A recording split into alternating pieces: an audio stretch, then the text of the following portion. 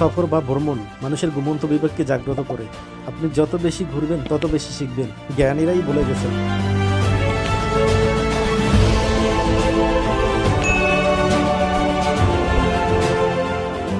বিচিত্র এই পৃথিবীর এক এক দেশের এক এক রকমের সৌন্দর্য, এক এক রকমের মানুষের আচরণ, ভিন্ন ভিন্ন দেশের আলাদা আলাদা প্রকৃতি, রঙিন আলোয় সজ্জিত দৃষ্টিনন্দন নানান রকমের স্থাপনা। কোনো কোনো জায়গায় দেখলে মনে হবে সত্যি এ যেন রূপকথার গল্পের কোনো রাজ্য।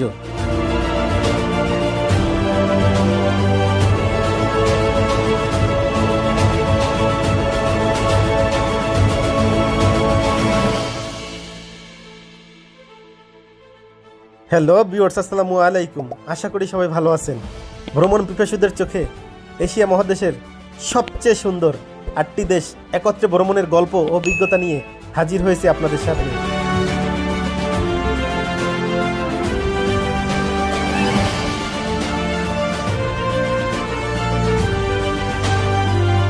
আশা করি সবগুলো পর্ব দেখবেন। সবগুলো পর্ব দেখলে বুঝতে পারবেন কিভাবে খুব সহজে কম খরচে একত্রে এশিয়ার 8টি দেশ ভ্রমণ করা যায়।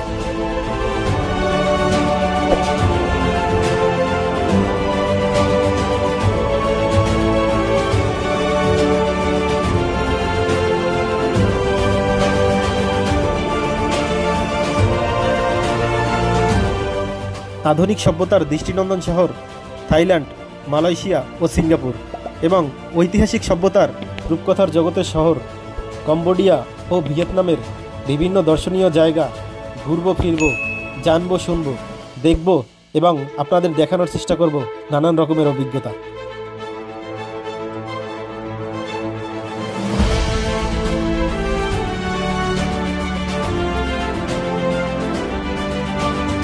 তো চলুন আর দেরি না করে শুরু করে দেই এশিয়া মহাদেশের মধ্যে সবচেয়ে সৌন্দর্যপূর্ণ 8টি দেশ ভ্রমণ যাত্রার গল্প।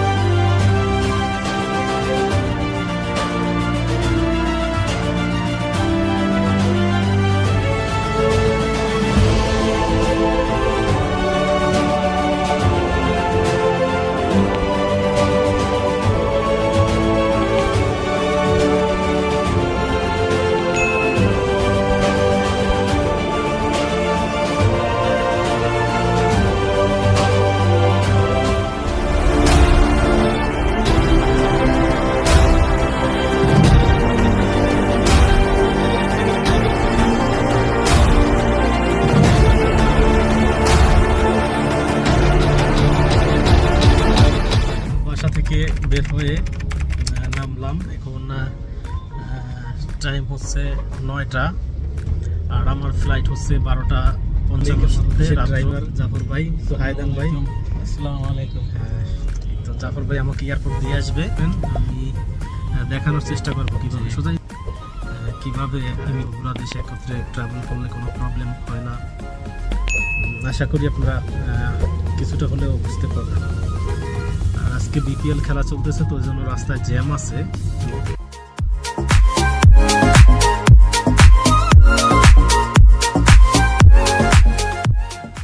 তো এবারে আমি মূলত এশিয়ার 8টি দেশ একত্রে ভ্রমণ করার উদ্দেশ্যে বের হয়েছি। দেশগুলো হচ্ছে Thailand, Cambodia, Vietnam, Laos, Philippines, Singapore, Malaysia, Indonesia. তো আমি অলরেডি 4টি দেশের ভিসা নিয়ে নিয়েছি। বাকি যে দেশগুলো আছে এগুলোর কম্বোডিয়া, লাওস এসব দেশের ভিসা মূলত থাইল্যান্ড থেকে খুব সহজে পাওয়া যায়। তো আপনারা সাথে থাকুন, দেখতে থাকুন কিভাবে খুব সহজে কোনো ঝামেলা ছাড়া সবগুলো দেশ একত্রে ভ্রমণ করা যায়, সেটা আমি একদম সহজে দেখানোর চেষ্টা করব আপনাদের।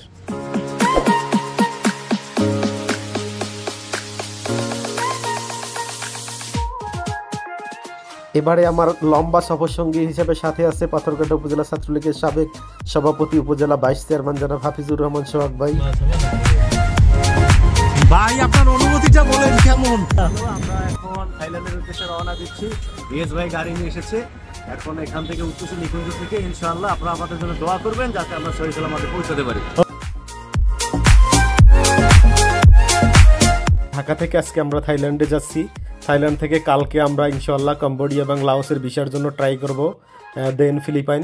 যদি ভিসা হয়ে যায় তো আমরা থাইল্যান্ড থেকে লাওস যাব, লাওস থেকে কম্বোডিয়া, কম্বোডিয়া থেকে ভিয়েতনামের হ্যানয়, হ্যানয় থেকে যাব দানাংয়ে, দানাং থেকে সিঙ্গাপুর, সিঙ্গাপুর থেকে মালয়েশিয়া, মালয়েশিয়া থেকে বাংলাদেশে ব্যাক করার প্ল্যান।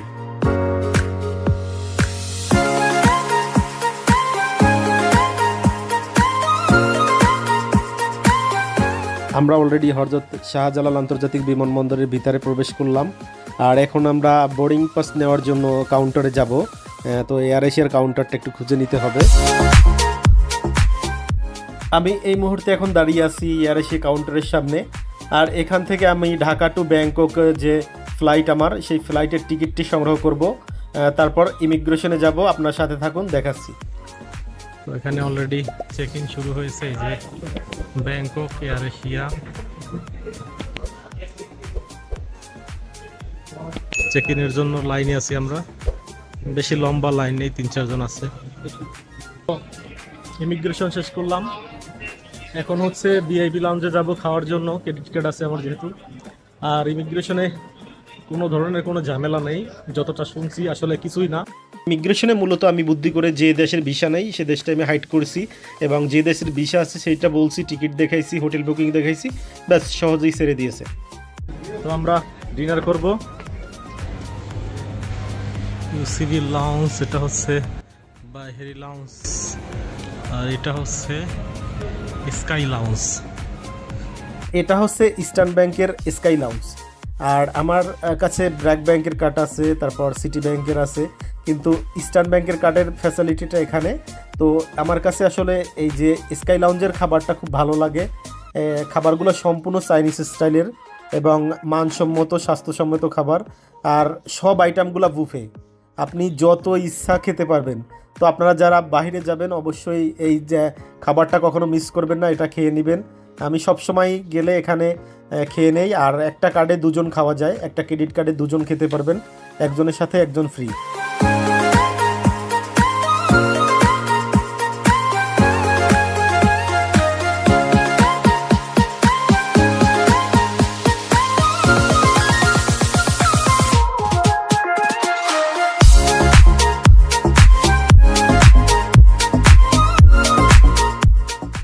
তো ভিউয়ার্স, আরেকটি গুরুত্বপূর্ণ তথ্য, সেটা হচ্ছে যে আপনারা যারা একত্রে অনেকগুলো দেশ ট্রাভেল করতে চান, সেক্ষেত্রে আপনাকে অবশ্যই তৃতীয় দেশের ভিসা হাতে থাকতে হবে এবং টিকিট থাকতে হবে। যেমন আপনি মনে করুন এখান থেকে আপনি থাইল্যান্ডে যাবেন ভারত হয়ে, তো সেক্ষেত্রে আপনাকে ভারতের ভিসাটা দেখাতে হবে ইমিগ্রেশনে, এবং থাইল্যান্ডের ভিসাটা দেখাতে হবে, প্লাস এয়ার টিকিট এবং হোটেল বুকিং।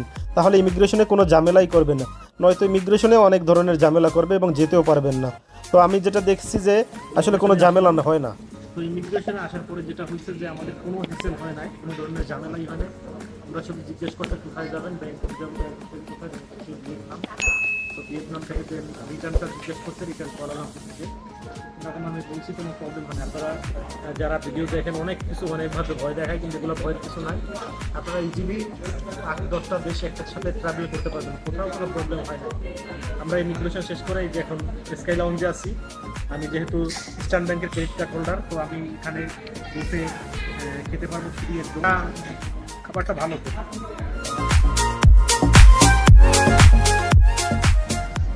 ফাইনাল যে সিকিউরিটি চেক-ইন আছে সেই চেক-ইনের জন্য যাচ্ছি, আর দেন একটু পরেই আমাদের আর বেশি নাই, হয়তো 35-40 মিনিট টাইম আছে, তারপর আমাদের ফ্লাইট ঢাকা থেকে ব্যাংককে। ব্যাংকক যাচ্ছেন নাকি? জি, আমিও যাচ্ছি। Thank you. তো এটা হচ্ছে আমরা স্কাই লঞ্চ থেকে দোতলা স্কাই লঞ্চ থেকে ডিনার করে নামলাম। আমাদের এখান থেকে সিকিউরিটি চেক-ইন হবে, final security check in gate number 5 থেকে আমরা ঢুকবো।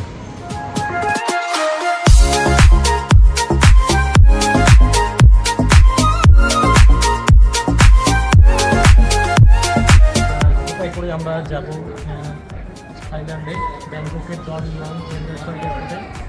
আর এখন রাত্র 12:10, আমরা 12:55 এখান থেকে ফ্লাই করবো। দেন আমরা 4টার মধ্যে পৌঁছে যাবো, 3 ঘন্টার মধ্যে। তো আর এখানে সিকিউরিটি চেকিংয়ে কোনো ঝামেলা হয় না, কোনো ধরনের ঝামেলা ছাড়া আমরা কমপ্লিট করছি।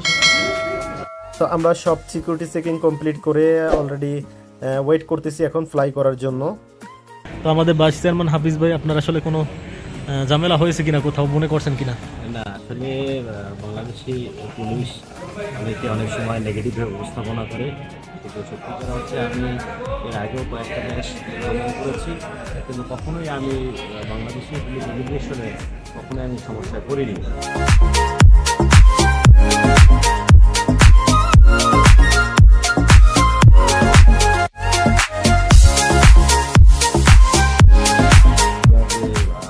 Thailand, Vietnam, Cambodia, Singapore, Malaysia এভাবে যে আমরা ঘুরতে যাচ্ছি এটা তারাও এনজয় করতেছে এবং সেভাবেই তারা গ্রহণ করেছে। Thank you.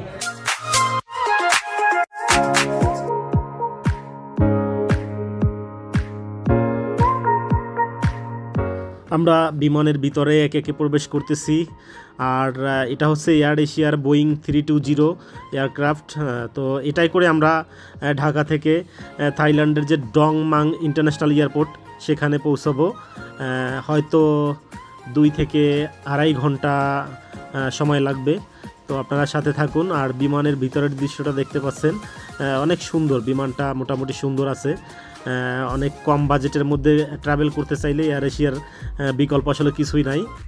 হযরত শাহজালাল আন্তর্জাতিক বিমানবন্দরের রানওয়ের চারপাশের মাঝরাতের টিপ আলো দেখতে দেখতে আমাদের বিমানটি ফ্লাই করলো ঢাকার আকাশে।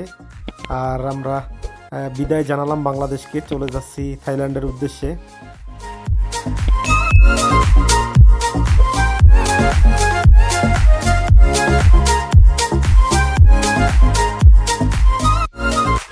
তো ভিউয়ার্স, আমরা অলরেডি 1 ঘন্টা ধরে বিমানে আছি, আর হয়তো 1 থেকে 1.5 ঘন্টা লাগবে। মানে সব মিলিয়ে বাংলাদেশ থেকে 2.5 থেকে 3 ঘন্টার মতো টাইম লাগে ব্যাংকক যেতে। তো আপনারা সাথে থাকুন। Devices and mobile phones in offline or flight mode. เพิ่มเติมท่านสามารถศึกษาได้จากเอกสารแทรกในเมนูซึ่งอยู่ในกระเป๋าเก้าอี้หน้าที่นั่งของท่านครับขอบคุณครับ Ladies and gentlemen, this is a special announcement.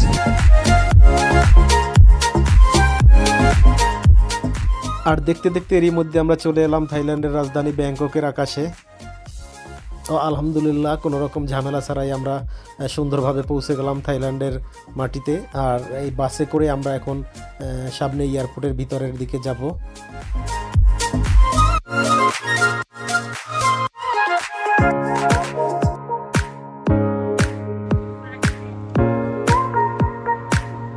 তো এটা হচ্ছে, এখানে হচ্ছে ইমিগ্রেশন শেষ করে আমরা ব্যাগেজ নিয়ে দাঁড়াইলাম, আর এখানে হচ্ছে এটিএম বুথ।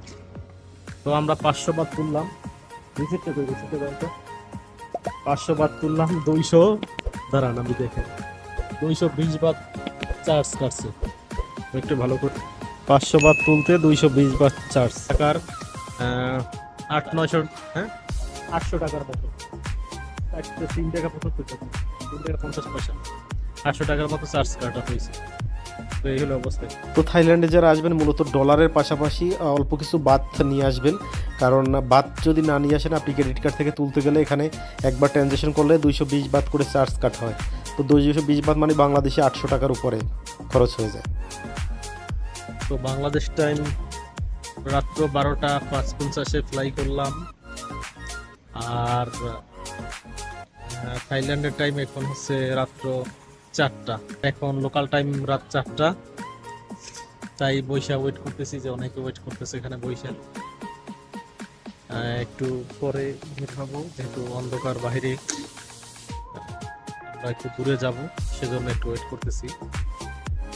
আর আপনারা যারা আসবেন, গুরুত্বপূর্ণ একটা তথ্য দিয়ে রাখি, সেটা হচ্ছে যে এয়ারপোর্টের মধ্যে থেকে ভুলেও কার্ড থেকে, ক্রেডিট কার্ড থেকে টাকা তুলবেন না, কারণ আপনি যে অ্যামাউন্টটি তুলেন না কেন 220 টাকা তাদের চার্জ আসবে। সুতরাং এটা 220 বাত, হ্যাঁ বাংলাদেশি টাকার প্রায় 800 টাকার মতো। সুতরাং আপনারা, আমার মনে হয় যে বাহির থেকে টাকা তুললে কম খরচ হবে। তো এটা হচ্ছে ডনমাং ইন্টারন্যাশনাল এয়ারপোর্টের 5 নাম্বার গেট। আমরা গারিফ অ্যাপস থেকে ট্যাক্সি কল করছি। এখানে আমি ওয়াইফাই কানেক্ট করে গারিফ অ্যাপসটা কানেকশন করে নিয়েছি এবং ট্যাক্সি এসে পড়েছে আমাদের। আমরা ট্যাক্সিতে করে আমাদের হোটেলে যাব। আমরা কল করলাম গাড়ির থেকে 199 বাতে আমাদের হোটেলে এটাই যাব। গাড়ি আসছে, এটা তো দেখাচ্ছি আপনাদের। আর এটা হচ্ছে 5 নাম্বার গেট থেকে আমরা বের হলাম।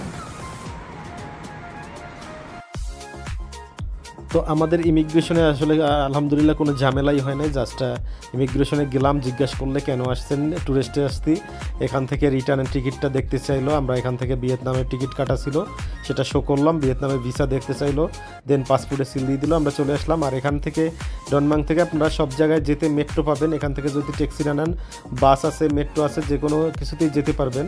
আর সবচেয়ে বড় কথা হচ্ছে গাড়ি অ্যাপসটা নিলে অ্যাপসে সবচেয়ে ভাড়া কম। আপনারা Thailand, Vietnam, Cambodia, Laos, Indonesia, Philippines, Asia মহাদেশের অনেকগুলো দেশেই এই গরিব অ্যাপসটা চলে।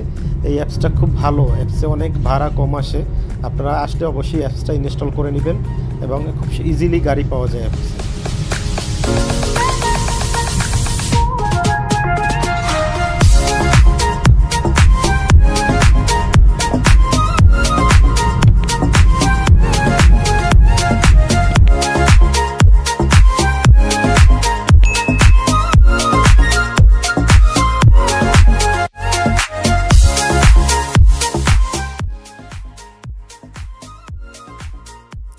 তো নতুন একটি দিনের সূর্যোদয় হতে হতে আমরা পৌঁছে গেলাম আমাদের সেই কাঙ্ক্ষিত হোটেল 54 প্লেসে।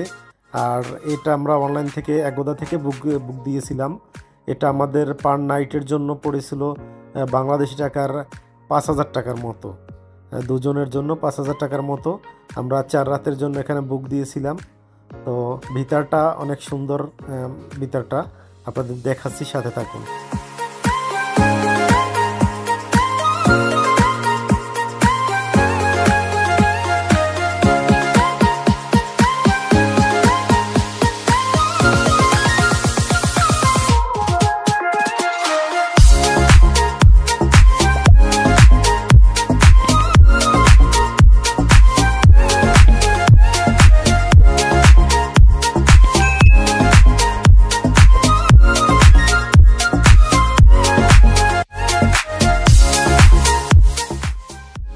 এটা হচ্ছে আমাদের রুমের ভিউ। একটা কিং বেড আছে রুমে, আর পাশে টেলিভিশন আছে বড় একটা। তারপর চা খাওয়ার জন্য পট রাখা আছে। আর এই পাশে হচ্ছে বেসিন আছে। তারপর ওয়াশরুমটা মোটামুটি খারাপ না, বেশ ভালোই আছে, হাই কমোড ওয়াশরুম। আর সবচেয়ে বড় কথা হচ্ছে যে এখান থেকে বারান্দা থেকে আপনারা দেখতে পারবেন এখানে মেট্রো রেলের যে ভিউটা, সেটা এখান থেকে দেখা যায়। বারান্দা থেকে দূরে যে ব্রিজটা দেখা যাচ্ছে, এটা আসলে মেট্রো রেল যাওয়া আসা করে এখান থেকে। আর সামনেই মেট্রো রেল স্টেশন, এখান থেকে সব দিকে খুব সহজে মুভ করা যায়। তো ব্যাংককে আসলে মূলত হালাল খাবারটা পাওয়া খুব কষ্টকর। আমরা দেখি কী কী খাবার আছে। সকাল হয়ে গেছে, তো আমরা সকালবেলা নাস্তা খাওয়ার জন্য আসলাম, কিন্তু তেমন কিছু পেলাম না। দেখি ভাতের সাথে মানে ফ্রাইড রাইসের সাথে কি একটা খাওয়া যায় দেখি। আর একটা গ্লাসে বরফ ভর্তি একটা গ্লাস দিল। এই হচ্ছে রাইস, আর এই হচ্ছে chicken. No, and then no.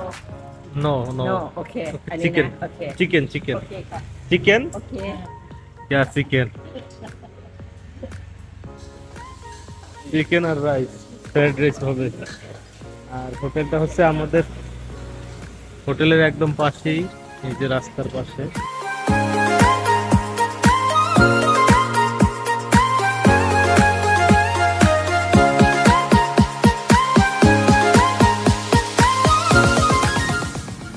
কি খাচ্ছি জানি না, কিন্তু তারা তো বলতেও পারে না যে চিকেন। এও তো বলে চিকেনটাও তো বলতে পারে না, আমরা তো ওইটা দেখে বলছি যে চিকেন। তো এটা হচ্ছে সকালের নাস্তা। থাইল্যান্ডে আমাদের প্রথম দিনের প্রথম সকাল ফ্রাইড রাইস উইথ চিকেন। আসলে কতটা সঠিক চিকেন আল্লাহ পাক জানে। তো যাই হোক, এটা হচ্ছে আমাদের থাইল্যান্ডে আসার গল্প। আর এখানে হোটেলের অ্যাড্রেসটা আমার ডেসক্রিপশন বক্সে দেওয়া থাকবে, তো আপনারা আসলে এখানে খেতে পারবেন। আসলে থাইল্যান্ডে হালাল ফুড পাওয়াটা অনেক কষ্টকর। তো আজকের মতো বিদায় নিচ্ছি। আগামীকালকে দেখাবো কিভাবে থাইল্যান্ড থেকে খুব সহজে কম্বোডিয়া এবং লাওসের ভিসা করা যায়, এবং থাইল্যান্ডের বিভিন্ন দর্শনীয় সৌন্দর্যপূর্ণ স্থানগুলো। তো সে পর্যন্ত সবাই ভালো থাকবেন, সুস্থ থাকবেন, সবাই সবার জন্য দোয়া করবেন। আল্লাহ হাফেজ।